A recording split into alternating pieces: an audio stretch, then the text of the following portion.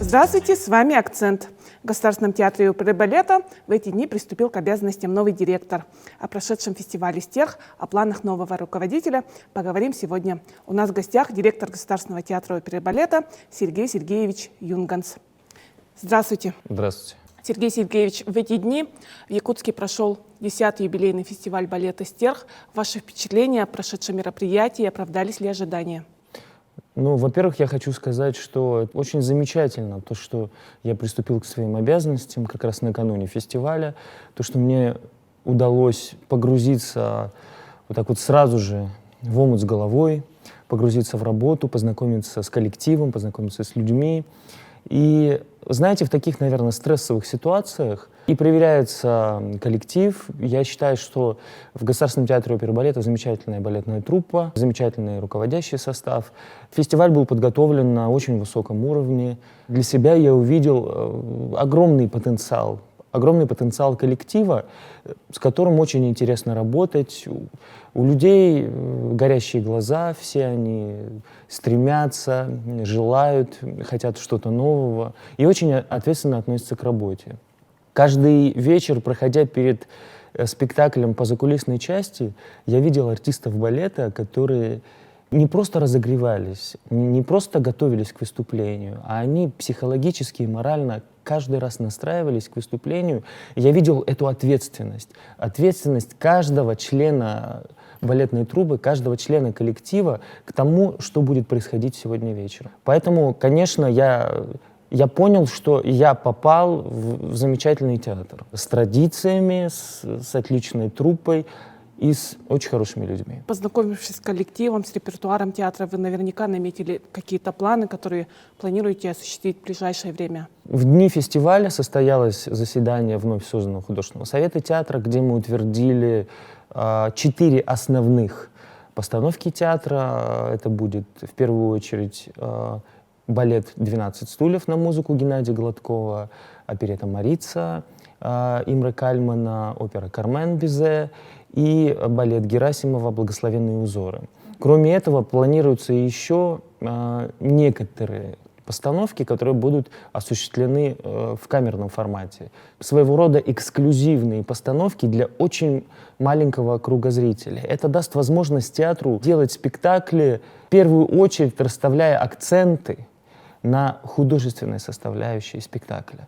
Сергей Сергеевич, вот вы сказали, что планируете поставить 4 постановки. А каковы планы насчет гастрольной деятельности? Может быть, планируете приглашать зарубежных, российских артистов? Я могу сказать, что сегодня коллектив театра вылетает в Москву на фестиваль «Видеть музыку». Это такой очень крупный российский проект, когда в столице нашей Родины собираются представители ведущих музыкальных театров и привозят туда свои лучшие спектакли. И в этом году и Государственный театр оперы и балета принимает участие в этом фестивале. В заключении этого фестиваля состоится Ассоциация музыкальных театров с 9 по 11 ноября, финал, который будет проходить на исторической сцене Большого театра. Я буду принимать участие в этой ассоциации. В конце года состоится премьера национальной оперы «Юко и Нике», что, я надеюсь, будет очень интересным проектом и событием для культурной жизни республики. И в следующем году мы планируем обменные гастроли с Хабаровским музыкальным театром. Ну и, конечно, бы хотелось организовать гастроли за рубеж. Это не так просто в плане осуществления, не так просто в экономическом плане, потому что нам нужно не просто профинансироваться, но и заработать на этих гастролях. Конечно, музыкальный театр никогда не может быть самоокупаемым, потому что это достаточно дорогой вид искусства, и всегда театру оперы и балета, музыкальному театру необходимо, по традиции, конечно же, государственное финансирование и крупные финансовые вливания.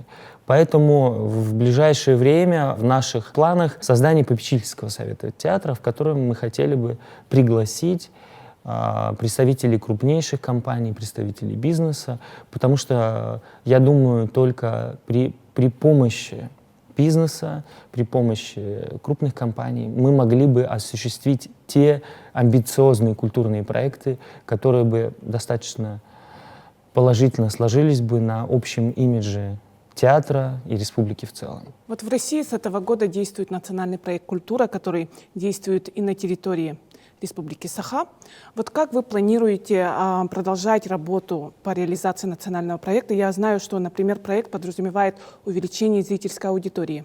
Ну, конечно же, все те спектакли, которые мы планируем поставить в 2020 году, они будут направлены в первую очередь в том числе на привлечение новой зрительской аудитории. Конечно же, будут проведены очень серьезные работы по рекламе, по именно привлечению той аудитории, которая до сегодняшнего дня не так часто посещала театр оперы и балета. Нам бы хотелось сделать так, чтобы в театр пришло большое количество молодежи. И большое количество молодежи пришло в первую очередь на оперу. Вот эта популяризация оперы, популяризация национальных спектаклей, наверное, на сегодняшний день это приоритетная задача для театра, потому что молодой зритель, школьник, студент, начинающий служащий, вот как раз это те люди, которые на сегодняшний день являются вот той адресной аудиторией, к которой мы хотели обращаться. Мы, в свою очередь, как самый крупный театр республики, как самое большое учреждение культуры, должны предложить такого рода культурный продукт, который отличался бы от того предложения, которое на сегодняшний день есть в городе. И наши спектакли, наш театр имеет очень интересные возможности. Это театр, в котором сочетаются разные формы искусства. И, конечно же, наличие большого симфонического оркестра, оперной, балетной труппы, хора. Это дает нам такие возможности, которые как раз и могут привлечь новую зрительскую аудиторию и выполнить те направления, выполнить те нормативы, которые стоят перед нами в рамках национального проекта культуры. Сергей Сергеевич, благодарю вас за интересную беседу. С вами был «Акцент». До новых встреч!